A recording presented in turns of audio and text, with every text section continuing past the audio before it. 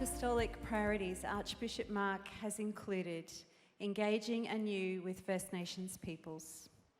And certainly as Australian Catholics, the work of reconciliation is something that we are all being challenged to respond to.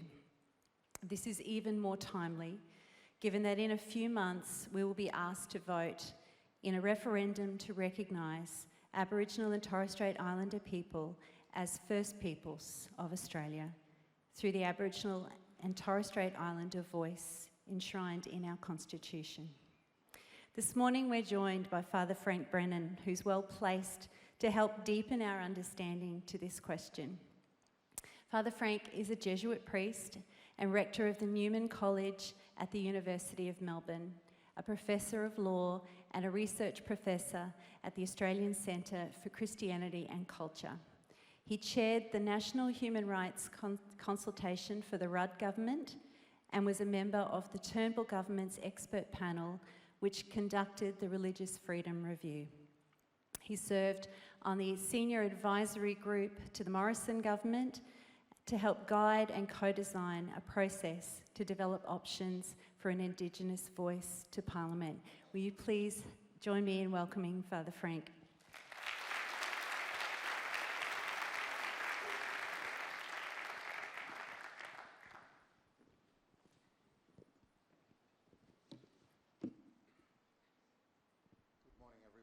And it's great to be with you. I join with you in acknowledging the traditional owners of the lands on which we meet. In my 10 minutes, I'm just going to open things up briefly, but I want to start with a story.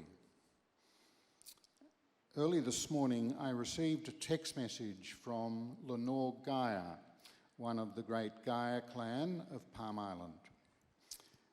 Lenore wrote, "Dear Father Frank, my brother Tom has died at 4:30 a.m. He's at peace now, no more pain. Bless you, Lenore." I wrote back saying, "Prayers and condolences for a good man, a strong leader and a loving brother. Travel gently. I'm speaking at a large church gathering in Brizzy today. I'll pay tribute to Tom. I'll tell the 1982 story of his voice on television." She replied, "Thank you. So appreciate that. He was a mighty man of God and an extraordinary leader, a man of vision for his Bookaman people. Bless you as you speak." Bookaman, as you probably know, is the self-described name of the Aboriginal people on Palm Island off Townsville who were brought together from many tribal groups all over Queensland under the days of the very repressive legislation. Let me first say a word about Lenore. I was with her in Canberra during the week. She's now a professor of nursing at 2 universities, having come originally from Palm Island. She reminded me that we first met in 1986 in the Pitjantjatjara lands. I was visiting Ernabella. I was staying in the house of Carolyn, who was the arts advisor. And that night, a group of us, including Carolyn and myself, we were out camping. And we were woken at 3 in the morning by an Aboriginal group who came out from Ernabella to announce that Carolyn's house was burning down. We went back in and the house was burnt to the ground. Carolyn was absolutely devastated. Carolyn was one of those people. She had saved every letter she'd ever received since the age of 7. Everything that she had of such great worth had been lost.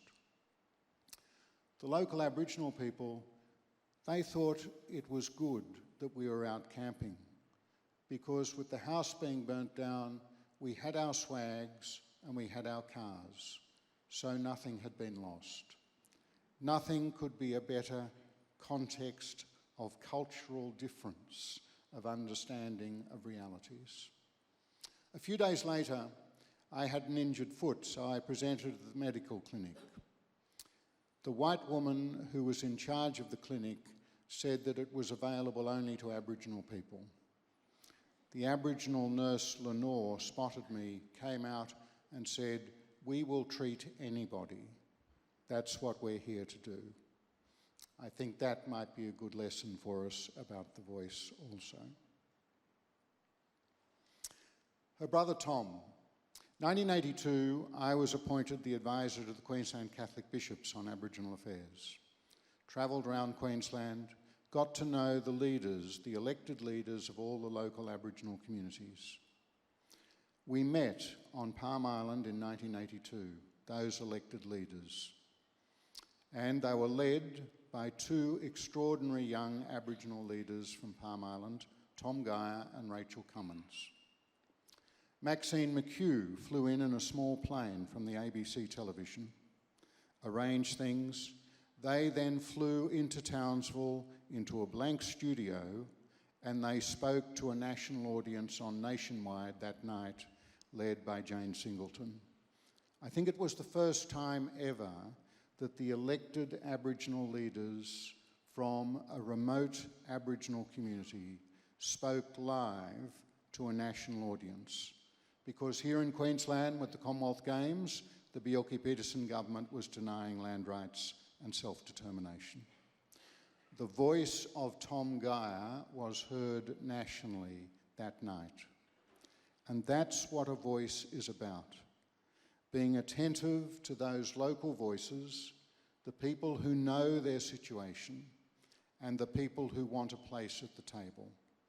And they say, we, being the First Nations people of this land, where we live under a constitution which says that special laws can be made for people of a particular race for whom it's deemed necessary to make special laws. Well, in the 21st century, if you're going to make special laws for a particular group, then don't you need to consult them? And don't you need to ensure that that can be done? The other big question for us with this referendum is Aboriginal and Torres Strait Islanders saying to us, we want to be recognised in the founding document of the nation. We want to be recognised in your constitution. We had a referendum in 1967. It simply took out the two negative references to Aboriginal people. The Constitution is silent on Aboriginal and Torres Strait Islander peoples. It's time that they had a place, not only at the table, but a place in our Constitution. So, as we prepare for a referendum, what's the way forward? Let me just take you to a couple of slides.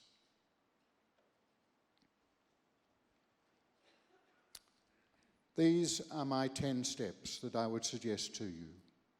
And they're drafted mainly for those of us who are not Indigenous. First, be attentive to the voices of Aboriginal and Torres Strait Islander people. Stop telling them what is good for them. Start listening to them. Accept that they know what's good for them, just as we know what is good for us and our loved ones.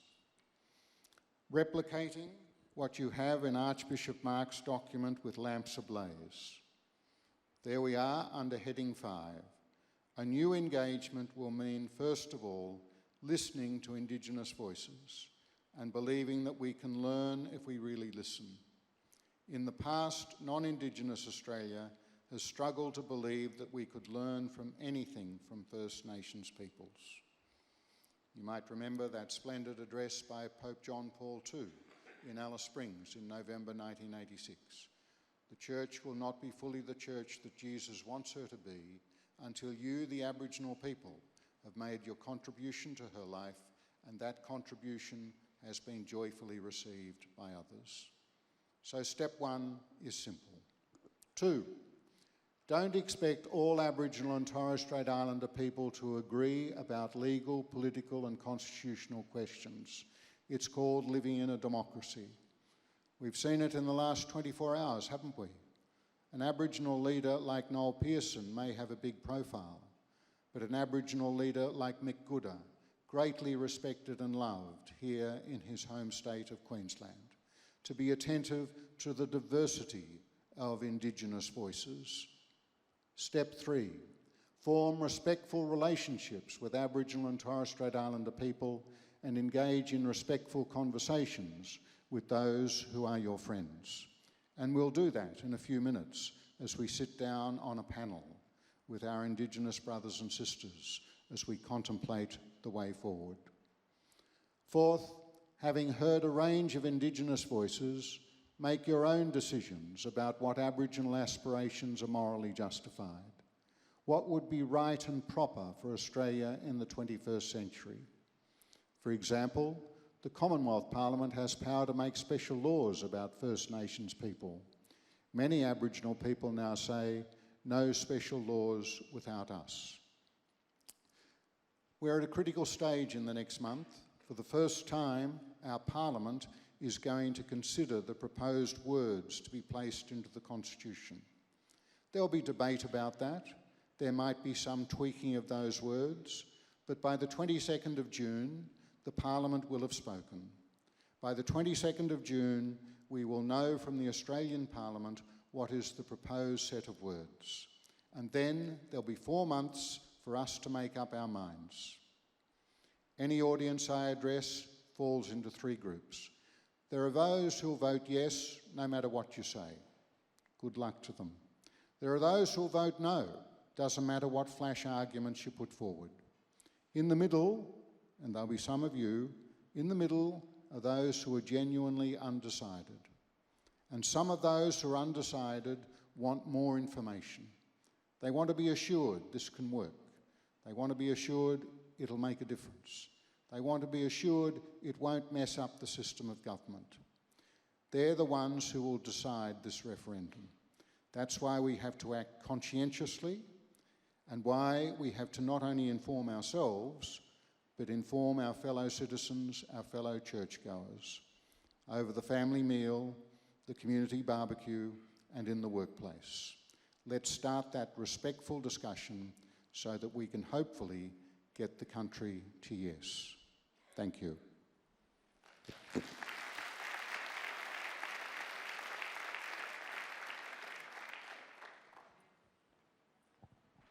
Thank you so much, Father Frank.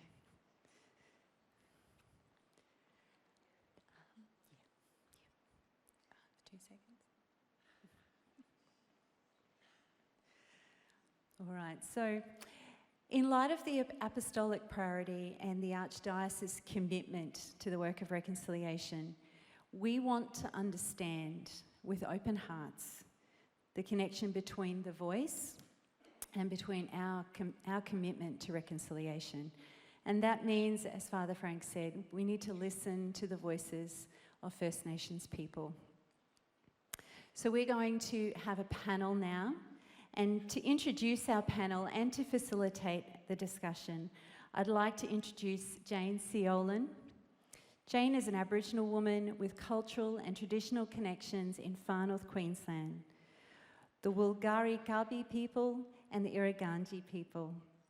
She currently holds the position of Director of First Nations at Australian Catholic University, a senior staff member responsible for a range of student-facing services. Jane has extensive experience in widening participation for delivery of Indigenous student services across a multi-campus institution. She continues to be an active member of Queensland and national Indigenous education committees and organisations over many years. Please make Jane feel very welcome.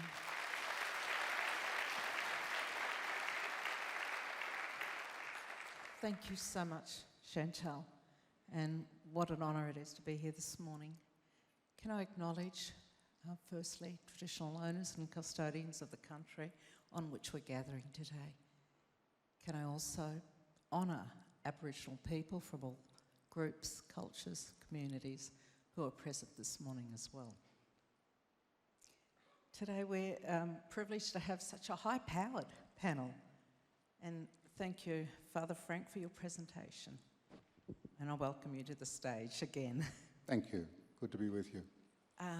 Today we also, I'd like to welcome as well Bishop Tim, who is also joining us. Welcome again, Bishop. And Thelma Parker. Thelma is a traditional owner of the Woollawulwara the Wakagudjira and the Wankamanya peoples. Thelma was raised in bush camps on Kalkadoon country. For those of you who don't know, that's out Mount Isa Way, her father's country. Welcome, Thelma.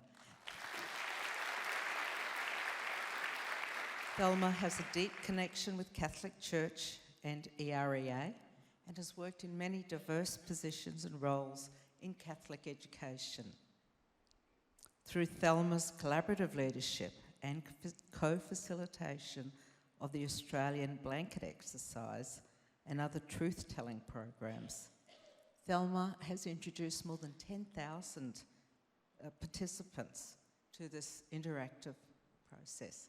So thank you, Thelma, for bringing the blanket exercise program to Australia. She has assisted many of the Archdiocese of Brisbane parishioners on their journeys and their understandings of reconciliation as part of her commitment to the Archdiocesan Reconciliation Action Plan. I'd also like to introduce Mr. Dean Parkin. Dean is from the Quandamooka peoples of Minjerribur, North Stradbroke Island in Queensland.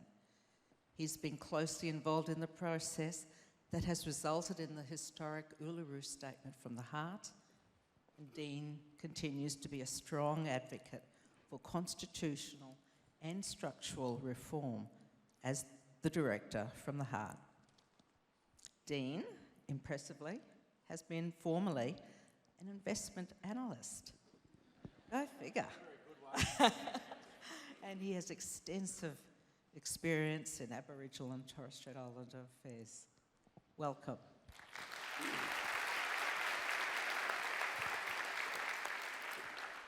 My first question is to my sister girl, Thelma. Congratulations again, Thelma, on the work that you've achieved thus far. You have led an enormous number of non-Indigenous people what is, I think, a safe reconciliation process where non-Indigenous people can better understand the impacts of colonisation on our First Nations peoples, but on Australia as a whole. Your workshops always end on a hopeful note with reference to the Uluru Statement.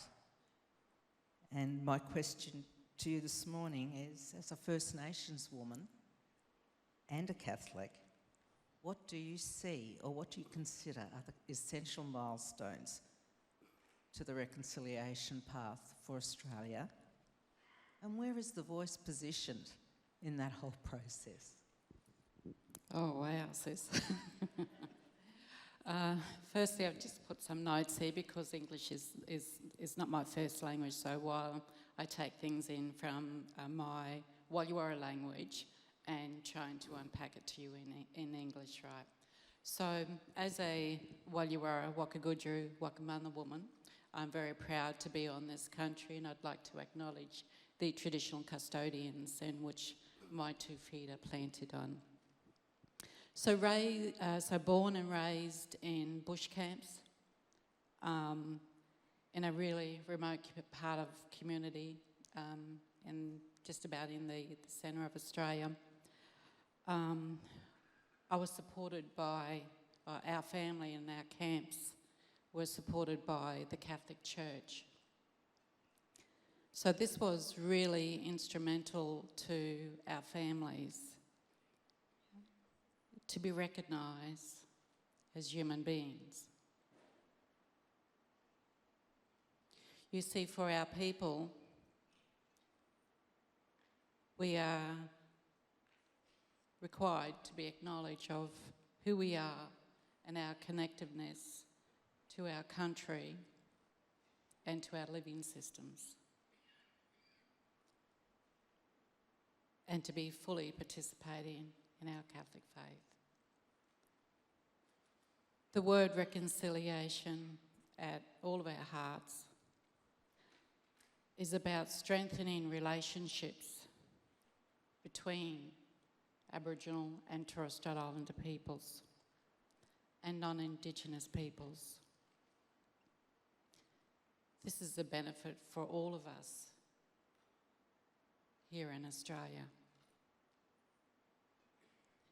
the essential milestones for us in reconciliation, that is the most important part for our Catholic Church, is to practice. And what Pope Francis has mentioned in the Doctorate of Discovery in March this year, Jane, was he reported on the emphasis of the suffering of our people, in First Nations peoples across the globe, which constitutes a powerful summit to abandon the colonialised mentality and to walk with us side by side. This has to be in mutual respect and dialogue. We need to recognise the rights, our own cultural values, and thank you, Bishop Tim, for acknowledging our own cultural rights. Our cultural values for all individuals. In this regard, the Church is fully committed to accompany Indigenous peoples and to foster the efforts that are promoting reconciliation and healing. It's really important in terms of our healing, and I remember a quote in 2000 of The Bridge, and Nelson Mandela had said, "Here we are, a country that is wanting to heal itself." But yet, we're not quite there, and that was in 2000. So I believe their voice will provide the Catholic Church and for us as First Nations peoples with cultural humanity, which is vital for any human being. It's the essential for our Catholic faith. You see, the Church has great awareness, not only with Bishop Tim, Father Frank, that has been on our journey, and many more. And I would like to pay my respects to one of our elders in our church who's only just passed away a few months ago, Uncle Peter Smith, who was instrumental in my time of being on NATSIC and supported the process and kept on pushing it through. So for elders like him to come through, and also with Auntie Evelyn Parkin, and there's also Cynthia Rowan, who's there with us today, who has been instrumental in our process and our journey as First Nations peoples in the Catholic Church. You see, from our sufferings, our past and our present, this is due to the appropriation of our land, which is sacred. It's a gift from our Creator.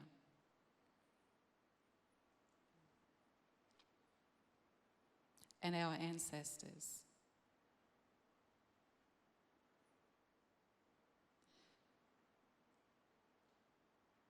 This was our land.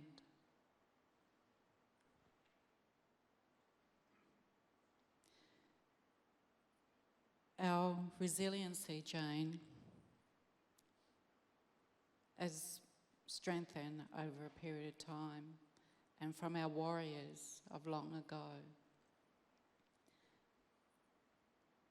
It has enabled us to stay connected to who we are as human beings, to our countries and our culture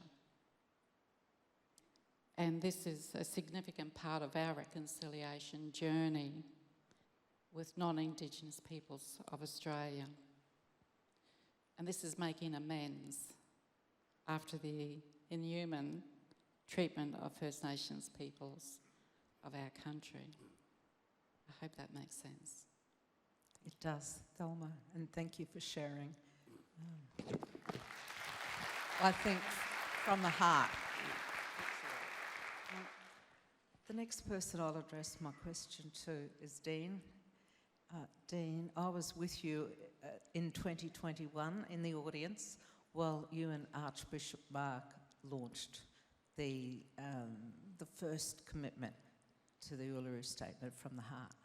It was a beautiful day overlooking beautiful Moreton Bay, Minjerribah too. It was just stunning, but the importance of the day, I think, was so valuable. We're now facing a crisis, I think, in our country. It's a critical juncture that can change our history. My question to you is probably a little bit hypothetical, in that if the Australian people don't support the referendum later this year, how will that look for the reconciliation process for our country?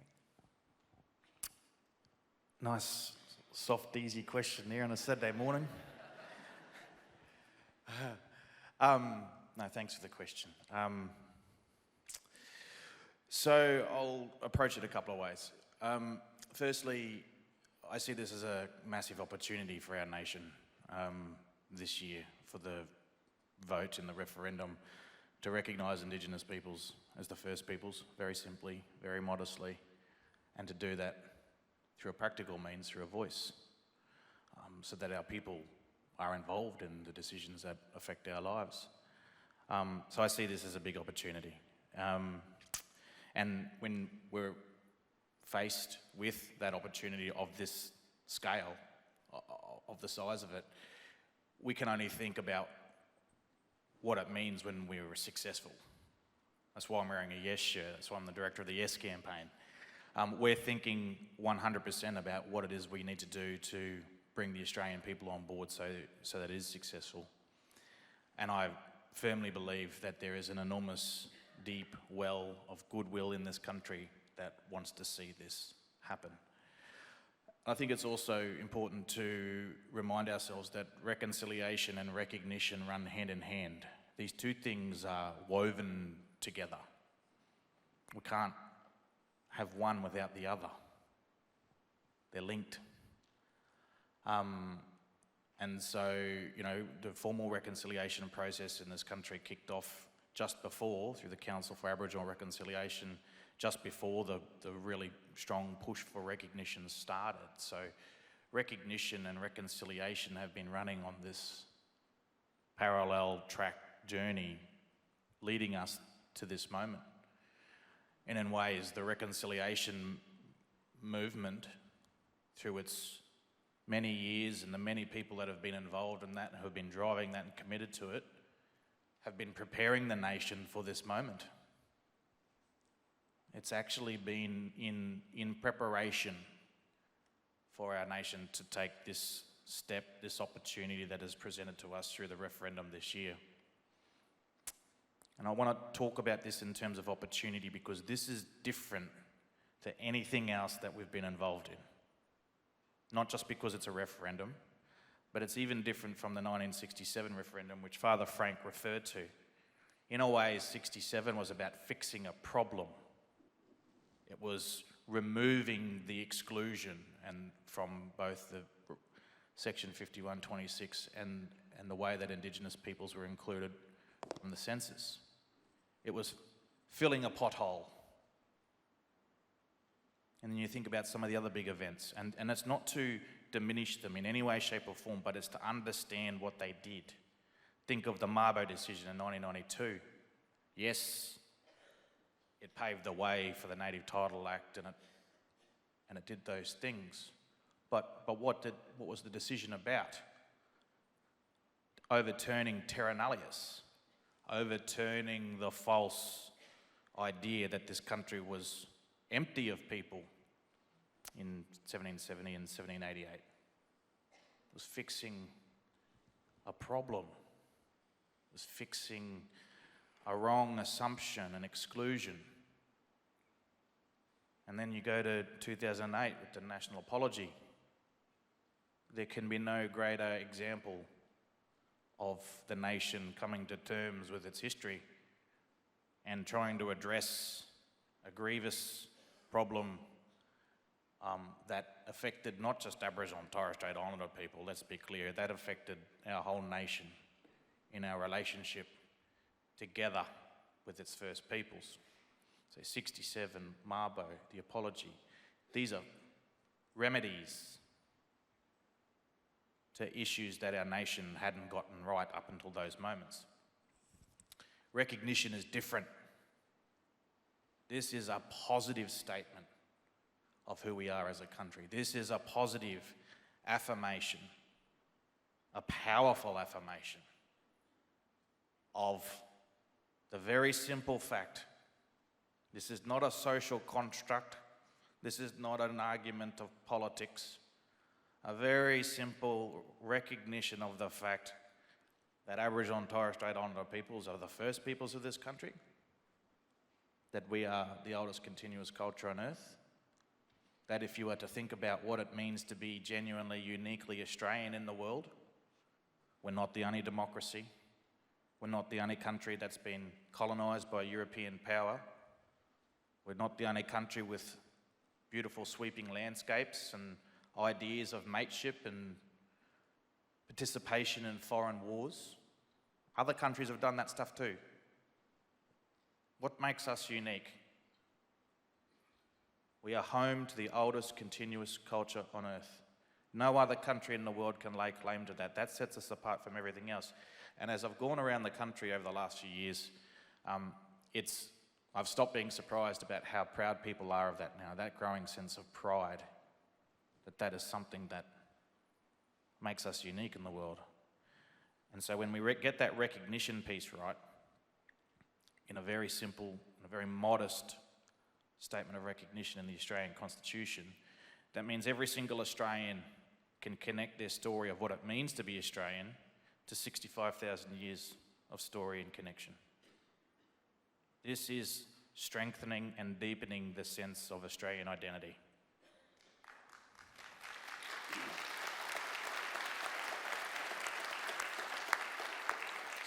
So that's something for the 100%. This is not a 3% project. We've got to understand that this is not the 97% of the non-Indigenous population doing something nice for the 3%.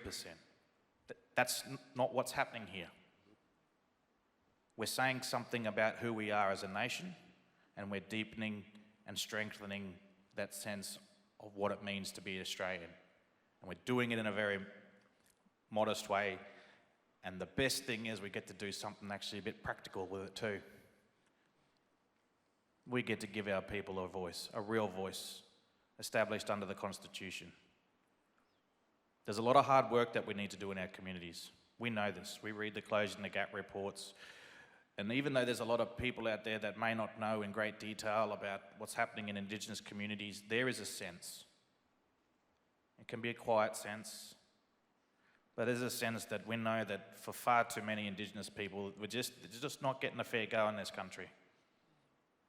We're just not getting a fair go on really basic aspects of health and education and life expectancy. And we know there's been a lot of good effort and a lot of goodwill and intention to try and fix that.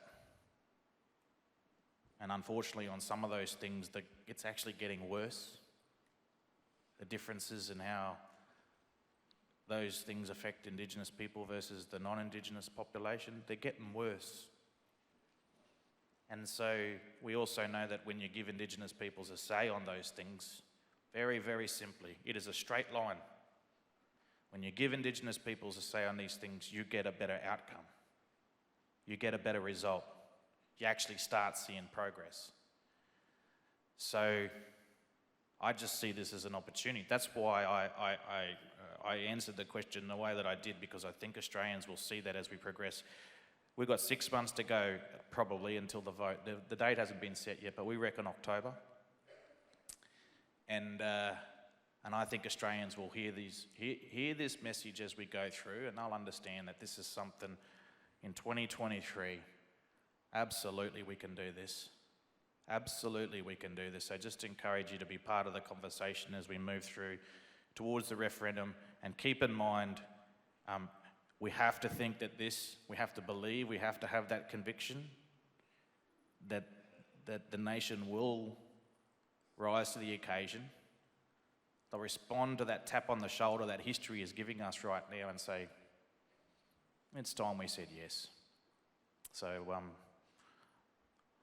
that's how I'm thinking about it right now. Thank you. Wow. Thank you, Dean. And everybody in the audience knows how passionate, committed you are to the voice. I think you're one of those shining lamps. So thank you for your contribution this morning. My next question is to Father Frank. Father Frank, you have led a life working with marginalised peoples as an advocate, working side by side. My question to you is around the church. And at times the church has come under fire from Catholics about, and the current theme, or the common theme coming through, is why are we bringing in the political issues into our space? Why are leaders such as Archbishop Mark, who was the first Australian bishop to formally endorse the Statement from the Heart, why is this happening? And we also see recently the statement from the Australian bishops reiterating their support to the Uluru Statement. And they're imploring Catholics to think seriously about the debate. What role do you think church leaders have in working towards reconciliation and speaking publicly about such things as the Uluru Statement? Well, I think the answer is fairly simple, because it's listening to church members like Thelma and Dean. And we're a church, in that sense, coming of age, becoming a listening church, and going back to, we've had not only Pope John Paul II, we've had Pope Benedict, and particularly Pope Francis, always insisting that the starting point is listening to the people and putting oneself in the shoes of the other, and being able then to reflect on the Gospels. Many of you will have heard a story I've often told.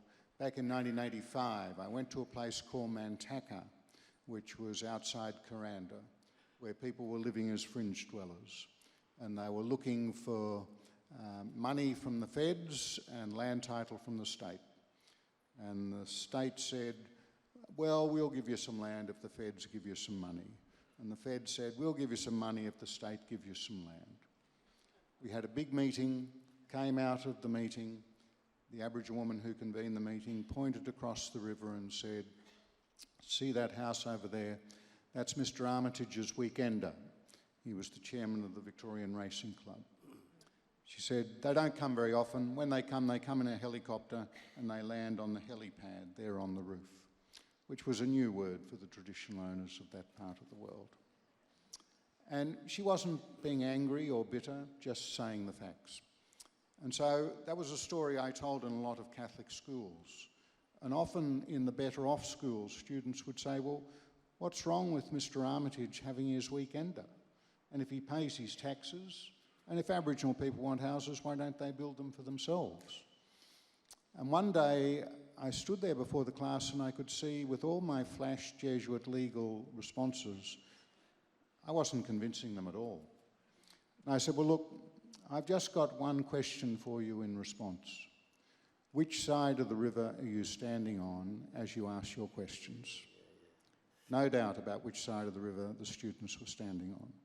And can you see there are just as many questions you can ask from the other side of the river? And being church and being church leaders is about standing on the other side of the river. Because you have to ask, which side of the river did Jesus prefer to stand on? I once had someone say to me, oh no, he preferred to stand in the middle of the river. Well, I don't think so. He might have walked on water once or twice, but he preferred the terra firma, and he had a preference. And it's that preference, that option of standing with those who have been poor, who have been marginalised, and out of that, listening and then adding one's voice, and that this is the mission of the church.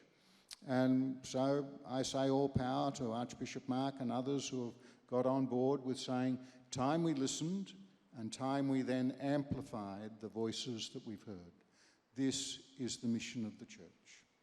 And it is absolutely authentic in our Catholic tradition. And we can do it with greater authenticity when there are people like Thelma and Dean sitting on the couch, and not just, with all respect, Bishop Tim and myself. Wonderful.